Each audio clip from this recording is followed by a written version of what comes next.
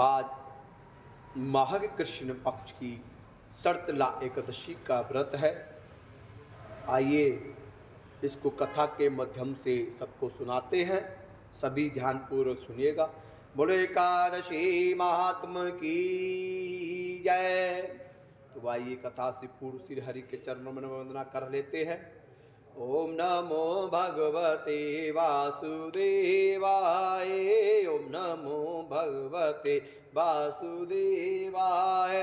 वासुदेवाय कृष्ण देवाय। वासुदेवाय कृष्ण देवाय। ओम नमो भगवते वासुदेवाय। ओम नमो भगवते वासुदेवाय। जो जपेगा वो सागर से तर जाएगा। जो जपेगा वो सागर से तर जाएगा। मुरली वाला मोहन उसके घर आएगा। मुरली वाला मोहन उसके घर आएगा। ओम नमो भगवते वासुदेवा। ओम नमो भगवते वासुदेवाय। वासुदेवाय कृष्ण देवाय। वासुदेवाय कृष्ण देवाय।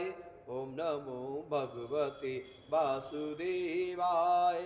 ओम नमो भगवते वासुदेवाय। बोलो बांके बिहारी लाल की जय। बोलो आज के आनंद की जय। बोलो एकादशी महात्मा की जय। जय जय श्री राधे। जय जय श्री राधे। जय जय श्री राधे श्याम। शर्तला एकादशी का महात्मा।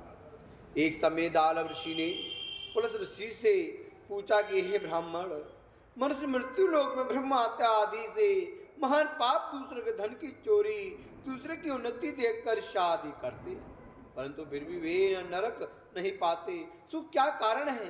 वे जानने कौन सा अल्प दान या अल्प परिश्रम करते हैं, वे सब आप कृपा पूर्वक कहिए। इस पर पुरुष ऋषि बोले कि हे महाभाग, आपने मुझसे अत्यंत गंभीर प्रश्न पूछा है। इसको ब्रह्मा विष्णु इंद्र आदि भी नहीं जानते, परंतु मैं आपको यह गुप्त तत्व अवश्य ही बताता हूँ। माघ माह के आने पर मनुष्य को स्नान आदि से शुद्ध रहना चाहिए और इंद्रियों को बस में करके तथा काम, क्रोध, लोभ, मोह, ईर्ष्या, अभिमान आदि का त्याग कर कर भगवान का स्मरण करना चाहिए। हाथ पैर धोकर पुष्प नक्षत्र में गोबर, कपास, तिल मिलाकर कंडे बनाना चाहिए। वह इन कंडों से 108 बार हवन करे था। यदि इस दिन मूल नक्षत्र हो और द्वादशी हो तो नियम से रहे। स्नान आदि नित्य क्रिया से शुद्ध होकर भगवान की पूजा कीर्तन करना चाहिए। एकादशी के दिन व्रत और रात्रि को जागरण तथा हवन करना चाहिए।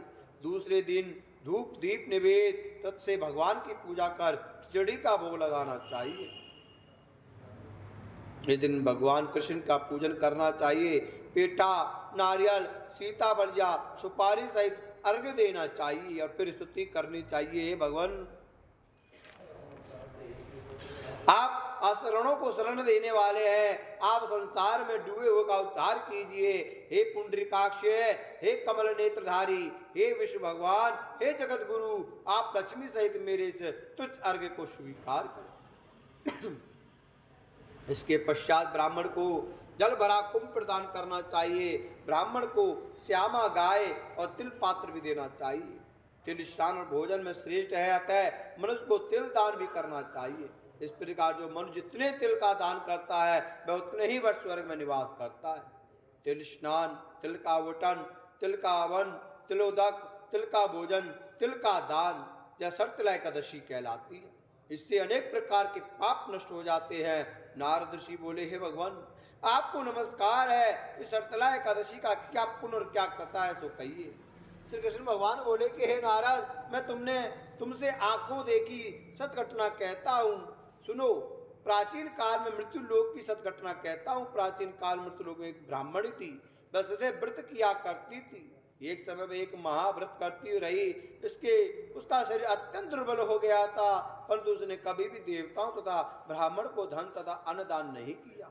इस प्रकार मैंने सोचा कि इस ब्राह्मणी ने व्रत आदि से अपना शरीर शुद्ध तो कर लिया, परंतु उसके वैष्णव लोग भी मिल जाएगा, परंतु इसने कभी भी अन्नदान नहीं किया है, इससे इसकी तृप्ति होना कठिन है। ऐसा सोचकर मैं मृत्यु लोक को गया और ब्राह्मणी से अन्न मांगा। मैं बोली, आप यहाँ किस लिए आए हो?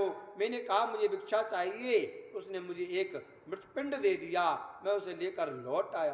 कुछ समय बीतने पर ब्राह्मणी भी शरीर त्याग करके स्वर्ग आ गई। मृतपिंड के प्रवाह से उसे एक आत्मग्रह मिला, परंतु अपने को बस तो सुन पाया। वह मेरे पास आई और बोलिए, भगवान मैंने अनेकों व्रत आदि से आपकी पूजा की है, परंतु फिर भी मेरा घर वस्तु से शून्य है। मैंने कहा, तुमने अनेक ग्रह जाओ, अपने ग्रह जाओ और देव स्त्रियों तुम्हें देखने आएंगी, तब तुम उनसे सत्यलायक ऋषि का पुण्य तथा विधि सुन लो, तभी तेज द्वार खोलेगा। भगवान के वचन सुनकर अपने घर को गई और जब देव स्त्रियां आकर द्वार खुलवाने लगी, तब ब्राह्मणी बोली, यदि आप मुझे देखना आई हैं तो सत्यलायक ऋषि का महत्व कहिए। उनमें से एक देव स्त्री बोली, सुनो मैं कहती हूँ। जब उसने सत्यलायक ऋषि का महत्व सुना दिया, तब उसने द्वार खोला। देव ने उसके सब स्त्रियों से अलग पाया।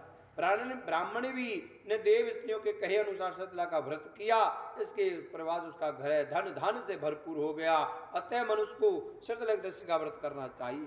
इससे मनुष्य को जन्म जन्म में आरुगता प्राप्त होती है और दृढ़ता नष्ट हो जाती है।